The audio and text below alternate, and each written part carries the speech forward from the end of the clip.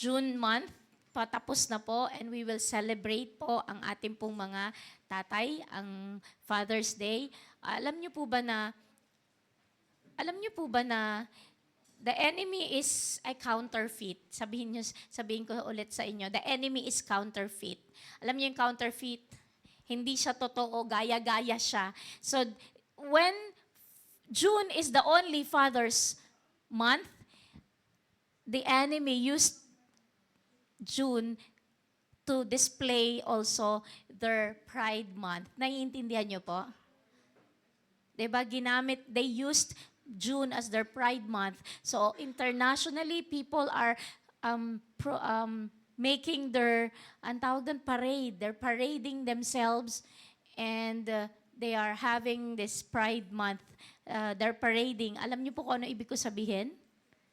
The alphabet community. Bakit ko sinabing alphabet community? Kasi ang dami na nilang alphabet, hindi mo na masabi, di ba? Naiintindihan nyo, LGBT, ang daming tabi-tabi po. Ang dami pong pangalan. So, alphabet na lang para madali. So, this is the community and they're using this month. Counterfeit sila, kina-counter nila. The month of June is for fathers, to celebrate fathers. Amen. Pero kina-counterfeit po nila. Amen. So I'm praying that as we study this word, I pray na baguhin ni Lord ang ating mga puso. Amen. Are you ready? Are you ready? Are there men in the house? Are there fathers in the house? Amen. Para sa inyo po ito. Amen. So, describe po natin sino-sino po ang mga tatay. Ano po masasabi niyo kapag usapang tatay?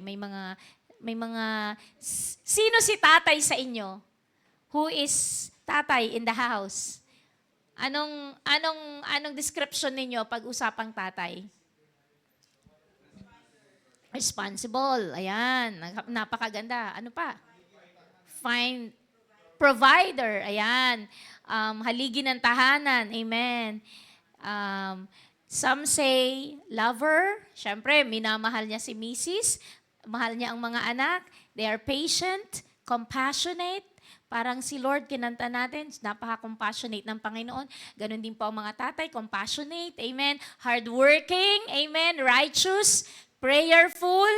Provider. Godly. Minsan, ang mga tatay, spoiler. Bakit? Ini-spoil nila yung mga anak nila in a good way. Siyempre, yung gusto mo, yung mabuti para sa anak mo, di ba? Spoiler, amen.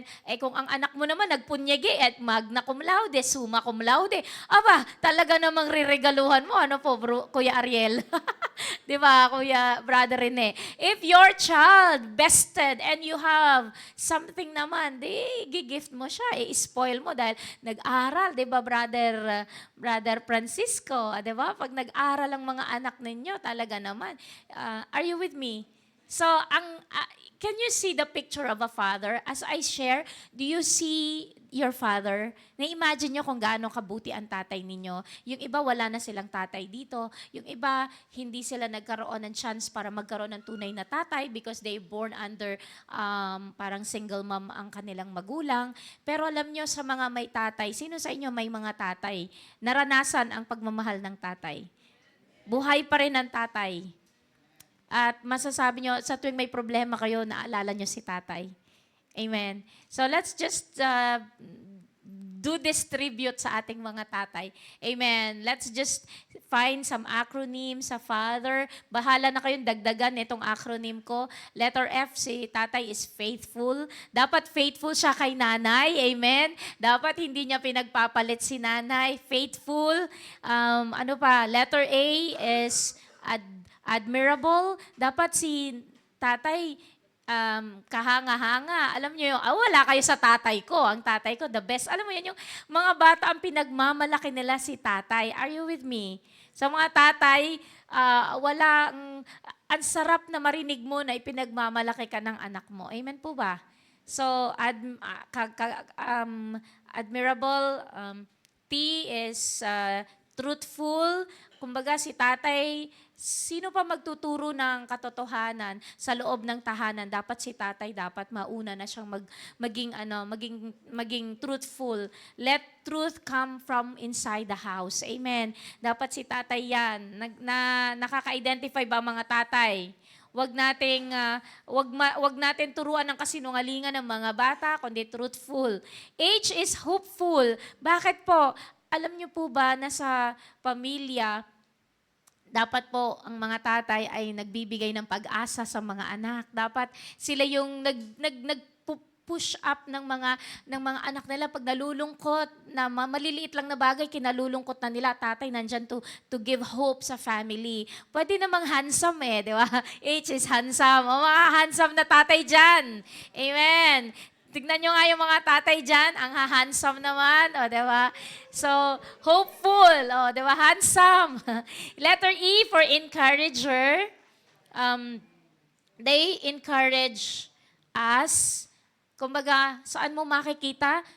Sa magulang mo, yung nagpupush sa'yo parate, pinupush ka to your limits, yung tatay mo yung, kumbaga safe ka sa kamay ni tatay, na kumbaga alam mo na nandyan si tatay para sa'yo, ano kanya, tawag dito, kumbaga sa susuportahan ka niya to the extent na kaya niyang i-extend sa'yo. Amen. Naalala ko papa ko kapag yung mga kapatid ko, they're going to a long ride within Pangasinan at kaya pa niyang magbisikleta. Nakabisikleta din ang papa ko nandoon.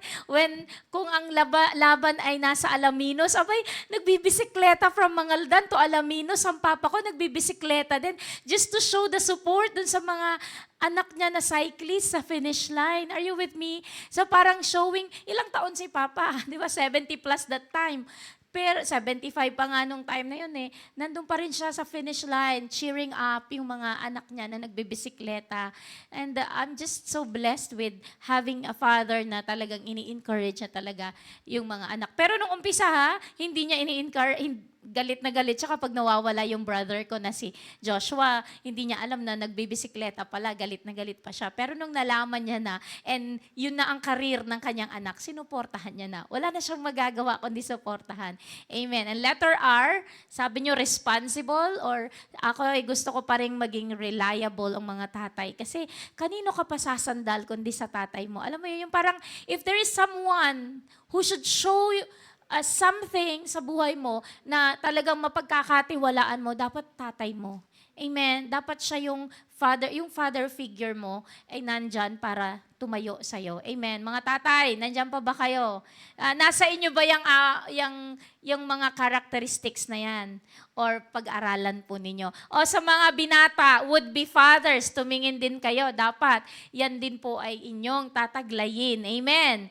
Wag lang yung letter H na handsome, pero lahat po dapat meron tayo. Amen. Hallelujah. Seriously, let's go to the Bible, to the book of Genesis, and I will tell you what God's plan is, kung bakit ang topic natin is interceding for the fathers. Amen. So ready? Read. Genesis 2:23 to 25. And Adam said, "This is now bone of my bones and flesh of my flesh. She shall be called woman because she was taken out of man. Therefore, a man shall leave his father and mother and be joined to his wife, and they shall become one flesh. And they were both naked, the man and his wife, and were not ashamed." Ito po yung unang kasal sa Biblia. Sino ang unang kinasal sa Biblia? Si Adam at si Eve. Sino ang nagkasal sa kanila? Ang Panginoon. So ito, papansinin niyo, God loved marriage. Kasi sa Bible, ang unang institusyon na ginawa po niya, establish po niya after niya kinreate lahat ng bagay-bagay sa mundong ito, ang ginawa niya is pinakasal niya tong dalawa na to. And pagkatapos ng Genesis 25, after marriage, mga may asawa, makinig kayo maigi. After marriage, yes, it was happy, masaya kayo, pero after marriage came the serpent. Genesis chapter 3. Ano po Genesis chapter 3? dito po pumasok ang tukso. Dito po pumasok ang serpent. So listen carefully. After marriage, sabihin mo, after marriage, it will undergo testings. It will undergo testings. At anong ginawa? Nakita ni Satan na masaya ang lalaki kasi may babae, may asawa siya. Eto na ngayon ang pumasok ang serpent. Now the serpent was more cunning than any beast of the field which the Lord God had made. And he said to the woman, "Has God indeed said you shall not eat of every tree of the garden?" And the woman said to the serpent, "We may eat the fruit of the trees of the garden, but of the fruit of the tree which is in the midst of the garden, God has said you shall not eat it, nor shall you touch it, lest you die."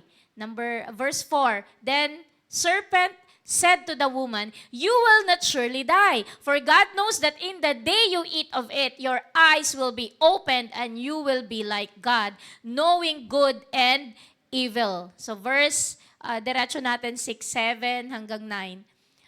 6, so when the woman saw that the tree was good for food, that it was pleasant to the eyes, and a tree desirable to make one wise, she took of its fruit and ate. She also gave to her husband with her. Makinig kayo, nasaan si Adam nung kumain si Eve ng prutas?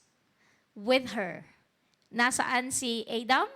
Nasa tabi, kasama ni Eve. And he ate. Kumain din siya. Then the eyes of both of them were open and they knew that they were naked and they sewed fig leaves together and made themselves coverings. Ididiretso ko kasi nandito yung word eh. And they heard the sound of the Lord God walking in the garden in the cool of the day, and Adam and his wife hid themselves from the presence of the Lord God among the trees of the garden. Then the Lord God called to Adam and said to him, "Where are you?" Sinong kausap ni Lord? Sinong tinawag ni Lord? Adam. Then the Lord called to Adam, hindi si Eve. "Where are you?" Listen to me carefully. Napakaganda na mensahe dito. Alam niyo po ba na binili ni Lord na wag silang kakain doon sa bunga? Pero dumating si serpent at ang kinausap niya ay si Eve. Tapos si Eve natukso, kinuha niya, kumain siya, kasama niya si Adam, binigyan niya si Adam. Nagkakaintindihan tayo? You know what? Sometimes, if the enemy cannot destroy the man, he will go to the woman. Pero, hindi ko sinisisi ang woman dito. I want you to know, where is Adam nung tinukso si Eve? Adam was with her. Nagkakaintindihan tayo. And, napigilan sana yon kung sinabi niya, wag. Di ba may instruction ng Panginoon, wag kakainin? Wag nating kainin. Dapat sinabi na ni Adam that time, di ba? Pero, tinanggap niya yung offer sa kanya na prutas. Kumain din siya. Nagkakaintindihan tayo? So here, there is a question here. Where are you? Father, where are you? Sa pamilya, mga tatay, nasaan ka? Will you allow the serpent to destroy your family, or you will stand for your family? Di sana hindi kinain yung fruit kung nandun right there and then when the serpent came in and he started na siluin sila sa masarap na prutas na yon, Adam stood up and said, "No! Hindi pwede. May utos ang Panginoon, hindi natin kakainin." Are you with me? So alam niyo po, napaka-importante ang parte ng mga tatay. That's why our topic for today is interceding for the fathers. We have to stand up and intercede for fathers so that they will stand, they will make their stand, and they will not allow the serpent to creep into the family. Nagkakaintindihan tayo? Sabi ni Lord, where are you? Sinong hinanap? Adam. Bakit hinanap ni God si Adam? Asan ka nung nandyan ang serpent? He was there. Pero hindi niya pinigilan ang mga pangyayari. Where are you, tatay? Where are you? The enemy is destroying families. Where are the fathers? Hello? Nasaan ang mga tatay? Eto pa, Genesis 3 verse 12. Nagkakaintindihan tayo. Huwag niyo akong pandilatan. Huwag kayong magalit sa akin. I love my father. I love men in the house. Gusto kong gisingin kayo para pakita sa inyo you have a destiny to fulfill. That's why we have to intercede for the fathers. Genesis 3 verse 12. Then the man said, mahaba yung may discussion dito, pero sinabi dito nung hinanap siya, the man said, the woman whom you gave to be with me, she gave me of the tree and I ate it. So nagkaroon na ng blame game. At sino ang binlame ni Adam? Lord, yung babae na binigay mo sa akin, parang ang dating, Lord, ikaw binigyan mo ako ng maling babae. Are you with me? Nagkakaintindihan tayo? Kapag minsan nagkakaproblema ng mag-asawa, Lord, kasi yung misis ko. Tapos, Lord, ibinigay mo Parang ang sinisisi mo, nagkamali yata si Lord sa binigay na misis sa'yo. Nagkakaintindihan tayo? Pagka nagkakaroon na ng, nag-start na yung blame game, men in the house, andyan pa ba kayo? Ay, tahimik na. Men in the house. Amen. Kung may nangyayaring problema sa pamilya, it's not the woman that God gave you. Amen. You might as well check where are you standing. Where are you, men of God? Where are you? Nasaan na kayo? Amen. Don't put the blame on other people. Bakit nagkakaproblema kayo? Or kaya ako natukso kasi siya. Hello? Don't put the blame on the woman. You have to take a responsibility. Alam niyo po ba that Satan has been recruiting the men? From the beginning, right after the marriage of Adam and Eve, he started attacking them. Listen to me carefully, mga tatay, mga kalalakihan, listen to me carefully. There is a message that God wants you to learn. Satan wants to attack you. Satan wants to attack your manhood. Satan wants to cripple you para pabagsakin kayo. Pero you have been chosen to lead the family. You have been chosen to lead. Amen. Sabi mo sa katabi mo kung lalaki siya, you are chosen to lead. You are chosen to lead. Amen. You are chosen to lead. Kaya dun sa natin kanina, God looked for Adam, not Eve, because he was the head of the family. It was not his fault, but it was his responsibility. Listen carefully. Are you loving it? It was not the fault of Adam na kinain nila, pero it was his responsibility. Amen po ba? He has to take responsibility. Mga kalalakihan, andyan pa po ba kayo? Maraming nangyayari sa pamilya, sa buhay natin, hindi nyo fault. But you have to take responsibility. You have to stand up and be the man that God has called you. Amen. Amen. Will you use your excuses? Kasi siya, kasi si serpent, kasi you look around and you blame other people. But you have to take responsibility. You have to plan for your family. Amen. Medyo nalilihis na nagkakaproblema na I have to make a stand. Amen. Aayos ako bilang man. Aayos ako bilang tatay ng pamilya. You will not allow that your family is being devoured by the enemy at wala ka pa rin ginagawa. You have to make a stand. Are you with me? Mga kababaihan, nandyan ba kayo? Ibig sabihin, we will pray for the men.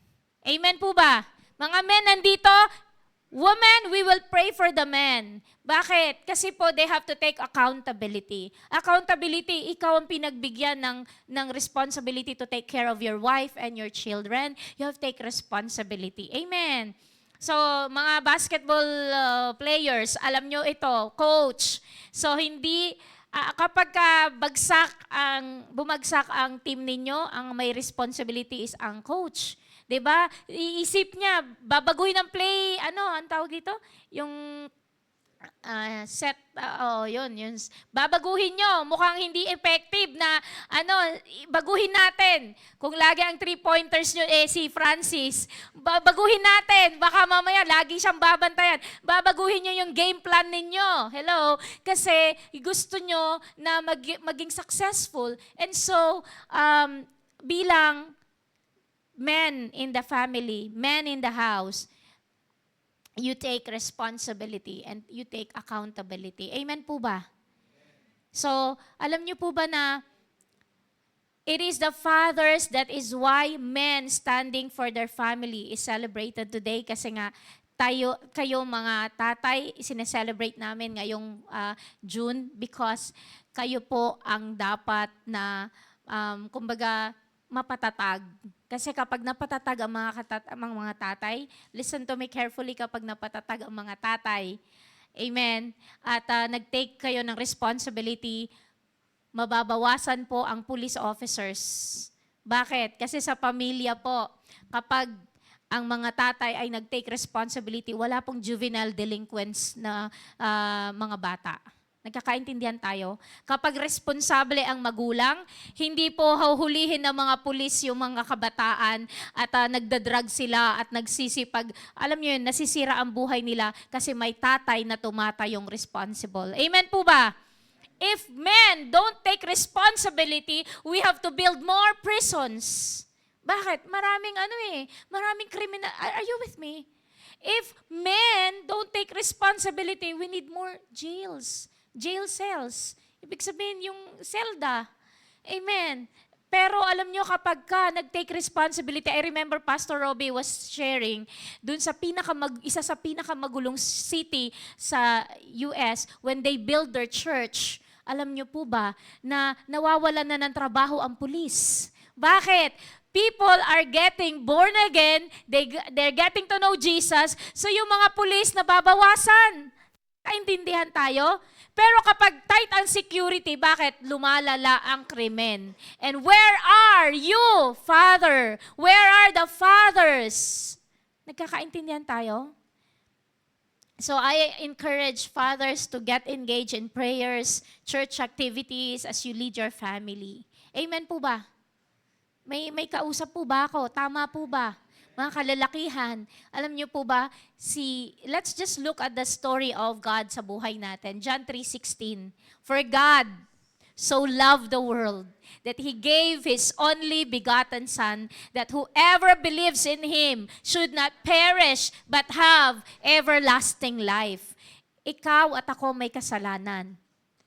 But He took responsibility by giving Jesus Christ for you and for me, para i-redeem tayo sa ating mga kasalanan. We are the ones messing up, but God took the responsibility para sa ating mga anak niya. He is a heavenly Father, amen, taking the responsibility of us messing up with Him. Minimess up natin ang plano niya, ang ganda ng plano ni Lord sa buhay mo at sa akin, pero anong ginawa natin? Nagpakasama tayo sa mundo. Hello? But God took the responsibility by sending Jesus, His one and only Son, to die on the cross for our sins because He is our Heavenly Father. Nagkakaintindihan tayo? Ganun katindi yung pag-ibig ng Panginoon bilang Ama natin. Kaya ang sarap. Amen. Abba Father. Amen. Hallelujah. Ang sarap na yung prayer natin, Heavenly Father, who art in heaven, amen. Abba Father, who art in heaven, Ama naming nasa langit, amen. He is our Father. And in fact, He is a father to the fatherless.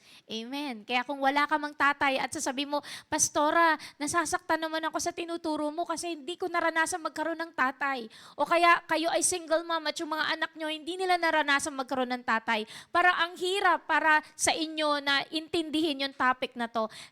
God is the father to the fatherless. Kung wala ka mang tatay, look up. Amen. We have a heavenly Father. Pero doon ako na-bless na, kaya nga bilang tatay, you are taught na tulad ng ating amang nasa langit. Makasalanan tayo pero siya ang nag-take ng responsibility. Kasi hindi natin kayang iligtas ang sarili natin. He sent His Son, Jesus Christ, para sa iyo at para sa akin. So mga tatay, ganun din po, I pray and we pray that this topic is for you. We're praying for you, fathers, to take responsibility sa inyong pamilya. Kahit na mahirap, isipin nyo, hindi madali. Ewan ko sa inyo, pero mahirap. Lalo na kung malaking pamilya kayo. Kami, 9 kami. Alam mo yun, iniisip ko na lang paano sa magulang namin to handle.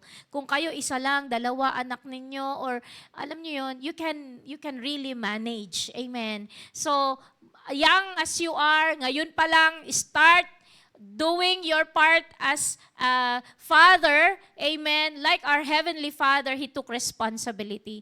Our Father gave us a concrete guide kung sino siya sa atin. Ganun din po kayo bilang mga tatay, gawin ninyo sa pamilya ninyo. Amen. Luke 15 verse 20, the story of the prodigal son. Anong ginawa ni anak na nagpakalayo-layo, nagrebelde sa kanyang tatay, nung na-realize niya, walang ibang kasing tulad ni tatay, and he arose and came to his father, but when he was still a great way off, his father saw him and had compassion and ran and fell on his neck and kissed him. Ano nangyari kay prodigal son? Nung nagpakalayo-layo siya, nagrebelde siya, listen to me mga tatay, if you have children na nagrebelde, if you have children na lumayo sa inyo, nadudurog ang puso ninyo, alam nyo, marirealize din ng anak nyo yung kabutihan ni tatay. And siya, this prodigal son, he arose and came to his father. And when si father naman, and when he was still a great way off, his father saw him and had compassion and ran and fell on his neck and kissed him. Si tatay, na ang tagal-tagal nang naglulong na bumalik ang kanyang anak, nakita pa lang niya sa malayo, a great distance pa po. He saw him. And anong ginawa niya? He ran. Amen. He ran and fell on his neck. Kumbaga sa tuwan-tuwa siya, kumbaga miss niya na yung anak niya. Tumakbo siya, sinalubong niya at winelcome back niya. Alam niyo, tayo po, kung tayo po ay malayo na sa Panginoon, kung tayo po ay we left our relationship with God and we chose our own path. Marami tayong ginagawa sa sarili natin. Hindi na tayo nagpapasakop kay Lord. Alam niyo, marirealize mo, ang tagal ko na palang malayo sa Panginoon, namimiss ko na si Lord. And then you go back kay Lord. Alam niyo, si Lord, love na love ka niya. Sasalubungin ka niya. Amen. He ran off. Amen. And fell on his neck and kissed him. Welcome. Open arms. You see this cross? Ang cross po, ibig sabihin po niyan, it's an open arms. God loves you so much. Balik ka lang sa Kanya. The cross is an open arms. He said, anak, andito lang ako. Come and I will embrace you. Ganun po si Lord sa atin. Amen. So, wag na po tayong lalayo. Amen. Bumalik na tayo sa ating Heavenly Father. And this is a very important decision ng mga tatay o mga kalalakihan. Kung single man kayo, magpapamilya din kayo in the future, this is for you. This should be your declaration. Joshua 24 verse 15. Sabi ni Joshua to, challenge niya to sa mga Israelites. And if it seems evil to you to serve the Lord, choose for yourselves this day whom you will serve, whether the gods which your fathers served that were on the other side of the river, or the gods of the Amorites in whose land you dwell. But as for me and my house, we will serve the Lord. Amen! Hallelujah! Si Joshua, challenge po niya mga Israelites. Kung sa inyo, tingin nyo hindi maganda maglingkod or it's evil to serve the Lord, mamili kayo. Saan kayo maglilingkod? Sa mga Diyos-Diyosan na nandito, na wino-worship ng iyong mga tatay dito, or yung mga Diyos-Diyosan na sinamba sa Egypt, kasi nakatawid na sila from Egypt, nandun na sila dun sa land na pinrames ni Lord. So sabi niya, mag-choose kayo kung saan kayo maglilingkod. Pero ako at ang sambahayan ko, we will serve the Lord. Men in the house, mga tatay, are you making a decision that you will serve the Lord? You and your household. Make it a decision. Hindi kayo papayag na hindi po ang Panginoon ang pinaglilingkuran ninyong buong pamilya. You are the man, you are the leader, you are the head of the family. Make it a decision. Disciple your wife, disciple your children. Amen. Dalhin nyo sila sa pagkakilala sa Panginoon. Na kapag ang misis ninyo, makikita kayo, natutuwa ang misis ninyo, ang asawa ko godly. Amen. Ang asawa ko, inuuna ang Panginoon. Amen. So you are an encouragement sa inyong misis. Mga anak, encouragement din ang mga tatay nila kasi si tatay talagang seryoso sa Panginoon. Amen.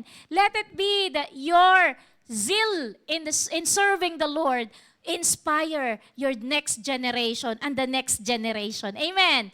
Dapat makita sa inyo, mga tatay, na ang mga bata ay magsiserve kay Lord kasi si tatay nagsiserve kay Lord. Di ba, Brother Francis? Diba? Kasi you're creating a generation. Si tatay mo, pastor, ikaw magpapastor din. Ang mga bata at anak mo ay maglilingkod din sa Panginoon. Nag-worship lead. Kanina, itong si Franz, hindi niya maabot yung organ. Yung kamay lang niya ang pumipindot. Tuwan-tuwa ako eh. Are you with me? Minsan naman, nagda-drums. Alam mo yun, you're not aware of it, pero there's something inside the child that he's inclined with music kasi yung magulang inclined sa music. Are you with me? So, you will lead your household. Amen. You will lead your family in serving the Lord. Amen. Hallelujah. Praise the Lord.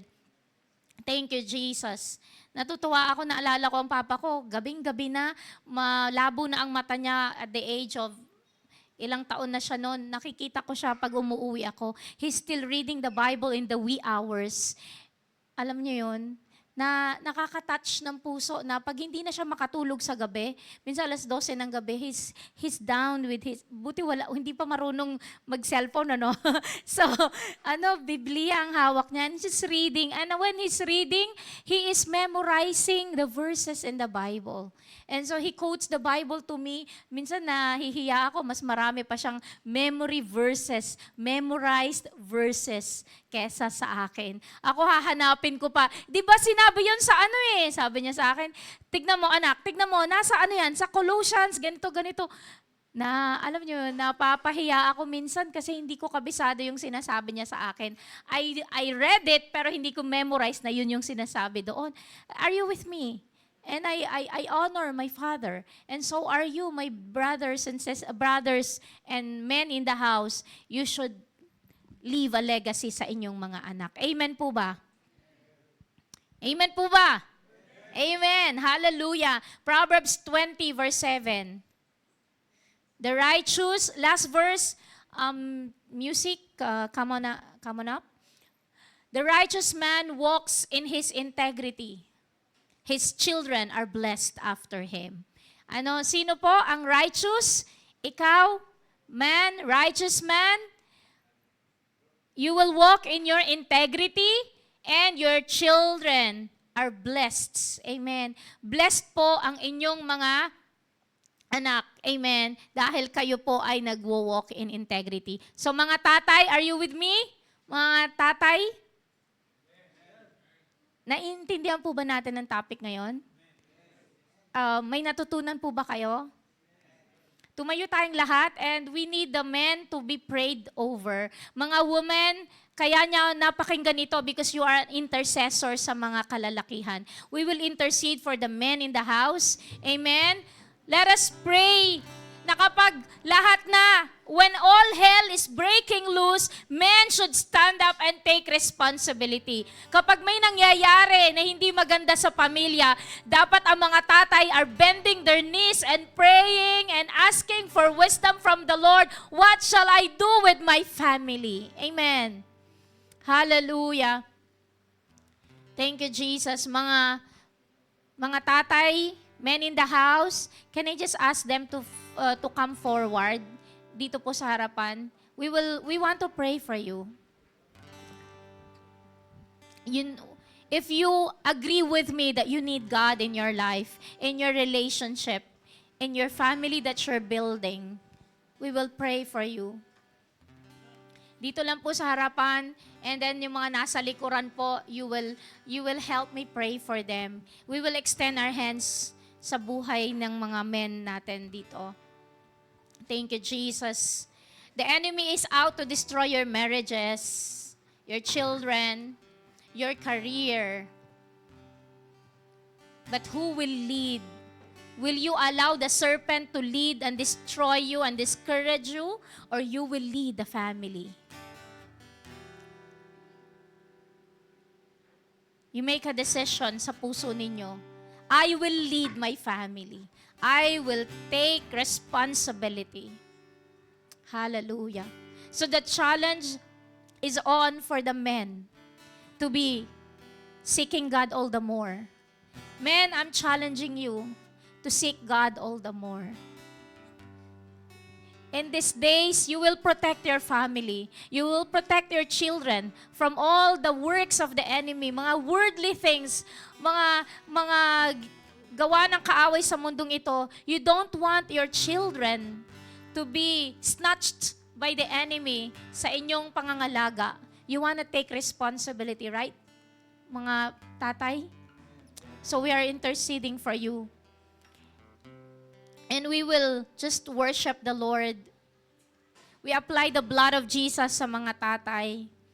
This song is powerful. I love the song about under the blood of the Lamb, because we need the blood, the covering of the blood of Jesus upon the men in the house, so that they will be responsible and they will show a good example sa mga misis nila, sa pamilya nila, at sa buong community na kinabibilangan nila. Hallelujah. Let us worship the Lord. Samahan niyo ako dito sa worship song na to, but we will pray over the men in the house. Thank you, Jesus.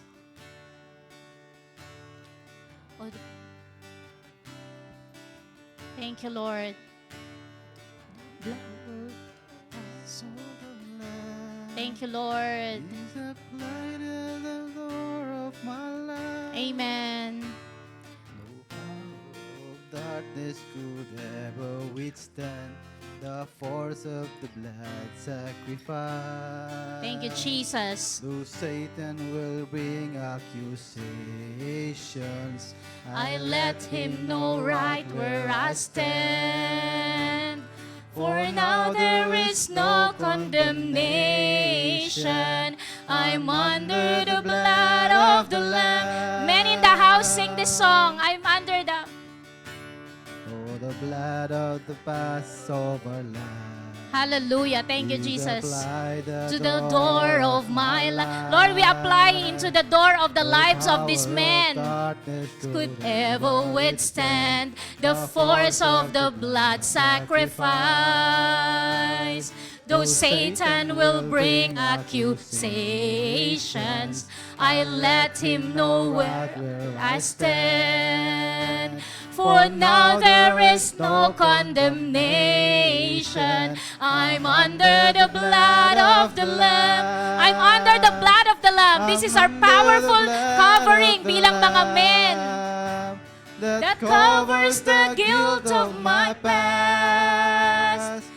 By the mercy of God, holy and righteous I stand. I'm under the blood of the Lamb. I'm safe and secure from the enemy's plan. No weapon formed against me will stand. I'm under the blood of the Lamb. Mga kalalakihan, awitin natin to. I'm under the blood of the Lamb. Thank you, Jesus. Make a firm stand. The blood of the Passover Lamb Is applied to the door of my life. No power of darkness could ever withstand the force of the blood sacrifice. Though Satan will bring accusations, I let him know where I stand. For now there is no condemnation. I'm under the blood of the Lamb. Amen. Patuloy na awitan natin ang Panginoon. Yes, Lord, we pray for the men in the house. They are covered with the precious blood of Jesus. Lord, may they stand firm in your call, O Lord God. Thank you, Jesus, for the powerful blood of Jesus covering our men in the house, Lord God. Safe and secure from the enemy's plan. Thank you, Jesus. No weapon formed against me will stand. I'm under the blood of the Lamb. No weapon. I'm under the blood of the Lamb that covers the guilt of my past. Amen. Yes, Lord Jesus. By the mercy of God, holy and righteous I stand. I'm under the blood. I'm under the blood. The powerful blood of Jesus. Redeem the men in the house, Lord God. In Jesus' name. No weapon formed against me will stand. I'm under the blood of the Lamb. No weapon No weapon formed against me will stand. I'm under the blood of the Lamb. No weapon. Sabihin po natin ito. No weapon Let this be our formed declaration. against me will stand. I'm under the blood of the Lamb. The I'm blood of the the Lamb. Lamb. Yes, Jesus. I'm under the blood of the Lamb. Let us pray for this man in the house. Heavenly Father, we cry out before you and we are interceding for this men in the house, oh God, men inside the house, men who are watching right now, oh God, the fathers, oh God, Lord, ikaw po ang patuloy na manguna sa kanila, Panginoon. We thank you that you redeemed them, O God, that the blood of Jesus redeemed them from their past. Kung sino man sila noon, Panginoon, bago sila nakakilala sa iyo, whatever they have done in the past, Lord, that is not pleasing sa iyo, Lord, they will not be accused of their guilt and their past, O God. But because of the blood of Jesus, Lord, binago mo na sila, nilinis mo na sila, Panginoon. And no accusation from the enemy will withstand over their lives. But Father, we speak forth, Lord, the future of these men in the house, oh God, they are godly men and they will lead godly families, oh God, and they will lead godly generation, oh Lord God. Their children and the children of their children will be blessed in the land and they will, Lord God, declare Jesus, oh God, every place they go, Panginoon. Lord, hayaan mo ang mga men na to, Lord God, ay tunay nga, Lord. They will be respected, O God, for their faith, O Lord God, sa iyo, Panginoon. They will be men after God's heart, tulad ni David, Panginoon. Lord, salamat, Panginoon. We are interceding that they will take responsibility. It's not their fault, but it's their responsibility to stand, O God, strong for the family that you gave them. At Lord, sa mga kabataan, Lord, sa mga kalalakihang hindi pa po sila father, but they are planning to be fathers. Lord, in the name of Jesus, that they also will take responsibility. That, Lord, no longer na i-allow nila ang serpent na kumilos sa kanilang buhay, but it is them who will take responsibility because you have given dominion to the men. You have given dominion to Adam bago nanakaw ng serpent. And so, Lord, we let this man not give to the serpent the dominion, O God, and the authority in their family. But, oh God, we pray that you anoint this man, Lord God, to be, Lord God, the man of God, Lord God, taking, Lord God, and making you, Lord, their number one in their lives. Lord, we intercede sa mga tatay na wala po dito ngayon. Lord, sa mga asawa na mga kababaihan na wala dito. Sa aming mga tatay, Panginoon, na buhay pa po ngayon. Lord, we intercede for them. Let your power flow upon their lives, that while they are living, they will take responsibility. And through these men in the house, living righteous lives, we pray, O God, and intercede sa pamamagitan ng ilan lamang ng mga kalalakihan that will make a stand, Lord. Lord, we will be contributory, Panginoon, sa peace ng mga community, O God. Lord, salamat, Panginoon, that wherever we go, kapag may mga men na nag-i-intercede, nananalangin sa mga lugar, Lord, ang kapangyarihan mo lumulukob sa lugar na yun, Panginoon. Every family represented here are lighthouses of prayers because there is a godly man leading the family. Lord, marami pong salamat, Panginoon. And we thank you and we honor these men in the house that they will continue, Lord God, their quest of seeking you and knowing you as their Lord and Savior and sharing it to their families, Panginoon. Marami pong salamat, O Diyos. Oh, we give you glory. We give you honor, Panginoon. In Jesus' mighty name we pray. Amen! Amen! Palakpakan po natin ang Panginoon at ang mga kalalakihang ito ay lagi po natin silang isama sa panalangin. Amen! God bless po sa ating lahat. Praise the Lord. At mamaya, syempre, magsasalo-salo tayo dahil isa-celebrate natin ang mga kalalakihan. Amen. Dumako po tayo sa giving.